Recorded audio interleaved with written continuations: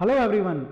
CUET 2024 के registration complete होने के बाद कुछ डेटा निकल के आया है, यानी कि कितने लोगों ने रजिस्ट्रेशन किया है और किन किन सब्जेक्ट्स में कितने रजिस्ट्रेशन हुए हैं। अभी कुछ ही सब्जेक्ट्स का डेटा सामने आया है। इसमें क्लियरली मेंशन किया गया है कि इंग्लिश और जनरल टेस्ट में सबसे ज्यादा टेस्ट टेकर्स हैं। सो फटाफट न्यूज आर्टिकल की तरफ चलते हैं और देखते हैं क्या क्या डेटा हमारे सामने निकल के आया है। तो which says that CUET candidates decrease for 2024, यानी कि 2023 में जितने लोगों ने रजिस्टर किया था उससे रजिस्ट्रेशन काफी कम हुए हैं। मेरा पर्सनली ऐसा मानना है, इसका मेन रीजन जो है वो ये है कि CUET 2023 में जो आपके पास रजिस्ट्रेशन की डेट थी वो काफी एंड तक थी, काफी डिले थी, लेकिन इस बार बहुत ही जल्दी जो है रजिस्ट्रेशन प्रोसेस कंप्लीट कर दिया गया है, यानी कि बहुत ही जल्दी जो है रजिस्ट्रेशन विंडो कंप्लीट कर दी गई थी और करेक्शन विंडो को एक ही बार ओपन किया गया था। करेक्शन विंडो पिछले साल की अगर तुलना में कंपेयर करें तो वो कम से कम 2 बार ओपन की गई थी, तो स्टूडेंट को काफी चांस मिले थे फॉर्म फिल करने के लिए भी और करेक्शन करने के लिए भी। लेकिन इस साल बहुत सारे स्टूडेंट्स हैं जिन्होंने अपना फॉर्म जो है बिल्कुल वो जो भरना चाहते थे वो फिल नहीं किया है, किसी ना किसी वजह से वो गलत हो चुका है। तो दे आर स्टिल एक्सपेक्टिंग कि एक बार करेक्शन विंडो ओपन हो तो हम दोबारा वो करेक्शन कर सकें। लेकिन मुझे ऐसा लगता है कि जब रजिस्ट्रेशन के नंबर्स ही आ चुके हैं तो ये चांसेस बहुत मुश्किल है कि दोबारा विंडो ओपन हो। हालांकि विंडो ओपन होगी या नहीं होगी, एक बार ऑफिशियल अपडेट जरूर आनी चाहिए। खैर, अभी जो अपडेट निकल के सामने आ रही है, जो न्यूज आर्टिकल आया है वो एक बार पढ़ते हैं। तो इसमें ऐसा बताया गया है कि नंबर जो टेस्ट टेकर्स हैं वो डिक्रीज हो गए हैं। तो पहले लास्ट ईयर को 10 सब्जेक्ट्स में रजिस्ट्रेशन अलाउ था, लेकिन इस साल 6 सब्जेक्ट्स में अलाउ था, जिसमें इंग्लिश और जनरल टेस्ट जो है सबसे पॉपुलर रहे हैं। फीमेल पार्टिसिपेशन काफी बढ़ा है और मेल का पार्टिसिपेशन काफी कम हुआ है। एक बार अगर डेटा की बात करें तो जो हमारे पास लगभग 1.5 लाख लोग हैं, लगभग 1.5 लाख लोग ऐसे हैं जिन्होंने रजिस्ट्रेशन कम किया है। सो CUET UG 2024 drop by 1.5 lakh this year, यानी कि इतने लोगों ने रजिस्ट्रेशन जो है वो कम किया है इस बार पिछले साल की तुलना में। नेक्स्ट जो डेटा आपके सामने निकल के आया है वो ये है कि पहले 10 सब्जेक्ट्स तक आप एग्जाम दे सकते थे, इस साल सिर्फ सब्जेक्ट्स आप एग्जाम दिया था। The latest application trend indicates that the number of subjects per application is up to 4.3 from 2.3 last year। चलो इस पे नहीं जाते हैं और आगे आते हैं। ये हमारे पास मेंशन है कि लगभग 75% स्टूडेंट जो हैं वो इंग्लिश का एग्जाम देने वाले हैं। ये आपको पता ही है कि it is conducted in 13 languages. तो हमारे पास इंग्लिश जो टेस्ट टेकर्स हैं 75% CUET UG aspirant will sit for English exam, यानी जितने लोग एग्जाम अपियर कर रहे हैं उसमें से 75% लोग ऐसे हैं जो आपके इंग्लिश लैंग्वेज के लिए अपियर करने वाले हैं and 62% for general test this year. ये CUET के ब्रोशर में भी मेंशन किया गया था कि आपको इंग्लिश यानी कि जो लैंग्वेज है वो उसका एग्जाम जरूर देना चाहिए और जनरल टेस्ट जो है वो जरूर ऑप्ट करना चाहिए। ये 2 एग्जाम आपको जरूर देने चाहिए, ये उनकी तरफ से सजेशन गिवन था। Subject wise application trend for the majority of popular domain in sciences and language papers has recorded a new high.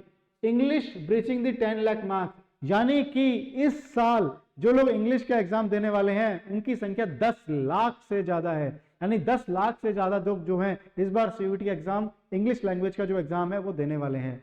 तो हालांकि जब CUET की कंडक्टिंग बॉडी ने बताया था, ऑर्गेनाइजिंग बॉडी ने बताया था कि हम हाइब्रिड मोड में एग्जाम कराने वाले हैं, तो चांसेस बहुत ज्यादा है कि इंग्लिश का जो एग्जाम होगा आपका वो ऑफलाइन मोड में होगा। तो ऑफलाइन मोड में अगर एग्जाम होता है यानी कि टाइम पेपर बेस्ड पे होता है, OMR शीट के थ्रू होता है, तो इस साल आपका नॉर्मलाइजेशन प्रोसेस शायद ना हो, क्योंकि एक ही स्लॉट में अगर पेपर होगा तो नॉर्मलाइजेशन की जरूरत नहीं पड़ेगी। तो आप देख सकते हैं कि 10 लाख से ज्यादा लोग जो है इंग्लिश का एग्जाम देने वाले हैं। Now there is a dip in commerce, social sciences and humanities, यानी कि ये जो सब्जेक्ट्स थे आपके पास कॉमर्स के, सोशल साइंस के और ह्यूमैनिटीज के, उनमें काफी कमी आई है। और the test also recorded nearly 3% increase in female participation, यानी कि लगभग जो है अपने पास 3% इंक्रीज हुआ है female candidates. This year over 13.4 lakh candidates have registered for the common entrance test for the admission in central universities as well for participant state. मुझे ऐसा लगता है कि अगर रजिस्ट्रेशन विंडो काफी और एक्सटेंड होती तो 50-60 हजार लोग और कम से कम इस एग्जाम को देते। खैर, वो कंडक्टिंग बॉडी ने जो सोचा होगा वही हमें फॉलो करना होगा। सो 13.4 लाख रजिस्ट्रेशन हुए हैं और ये मेंशन करता है कि इन 2023 14.9 लाख रजिस्ट्रेशन हमारे पास हुए थे। 2022 में हमारे पास 9.9 लाख रजिस्ट्रेशन हुए थे। 2023 में हमारे पास जो रजिस्ट्रेशन हुए थे वो 14.9 लाख हुए थे। और ये हमारे पास 13.4 लैक्स हैं। ये नंबर ज़्यादा होता, I am sure about it, अगर रजिस्ट्रेशन विंडो ज़्यादा टाइम तक ओपन रहती। बहुत जल्दी क्लोज कर दिया गया है। लास्ट ईयर वो एटलीस्ट मिड अप्रैल के बाद क्लोज हुई थी, तो ये भी एक बड़ा रीजन है कि रजिस्ट्रेशन कम हुए हैं। Anything above 10 lakh is a big number. This is a small variation which happened in such a large examination. And it says that यानी 10 लाख से ज़्यादा अगर नंबर होते हैं रजिस्ट्रेशन तो काफ़ी अच्छा है ये, और 13.5 lakh anyways is a big number. According to NTA, the number could marginally increase as payment reconciliation of some candidates is still pending. यानी कि माइनर सा चेंज आने वाला है, कुछ स्टूडेंट्स के पेमेंट में जो इशू है अगर वो क्लियर हो जाता है, वो सॉर्ट आउट हो जाता है, तो थोड़े से रजिस्ट्रेशन और बढ़ जाएंगे, पर वो मार्जिनल होने वाला है। तो there is a marginal drop in number of candidates, we hope that tendency will be better than due to reasons. Now और क्या डिटेल्स दी गई है हमको। अब इस बार नंबर ऑफ सिटीज जो हैं और सेंटर्स जो हैं उनके बारे में कहा क्या गया है वो देखते हैं एक बार।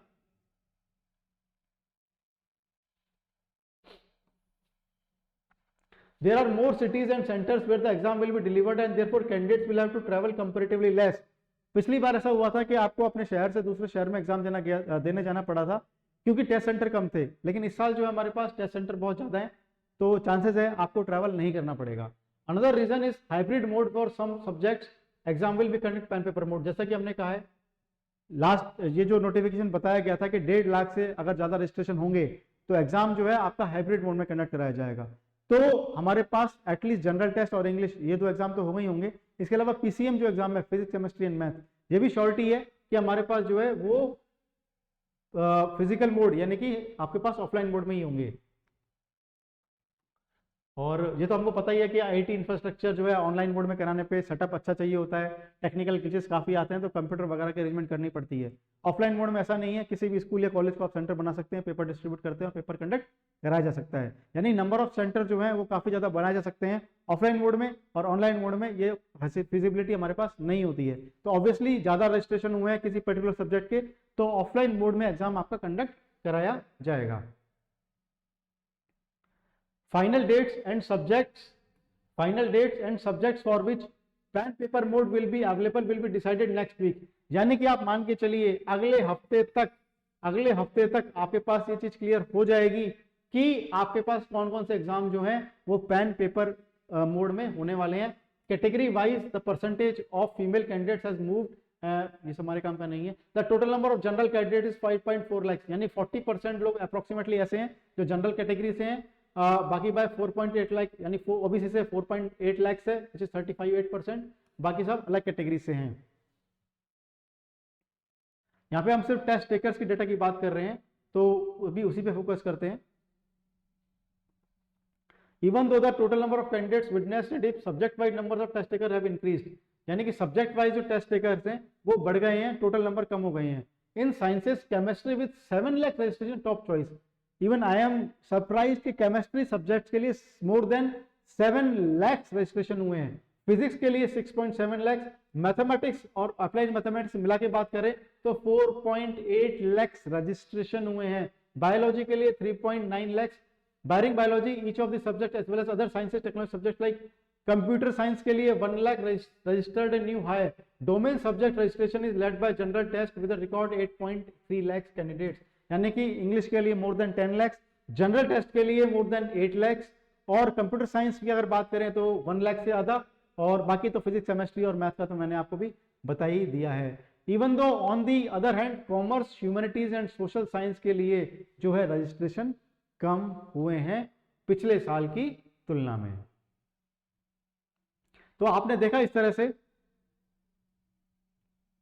कि हमको ये पता लग गया है कि कितने कितने सब्जेक्ट्स के हमारे पास रजिस्ट्रेशन हुए हैं, तो आपको पढ़ाई या कंपटीशन पता लग गया होगा कि किस किस सब्जेक्ट्स के लिए आपको कितनी पढ़ाई करनी है। तो अभी से जुट जाइए, ऑफलाइन की प्रैक्टिस शुरू कर दीजिए। कोई भी डाउट है कमेंट सेक्शन में बताइए और अपडेट्स के लिए चैनल पे बने रहिए। Wish you good luck, thank you.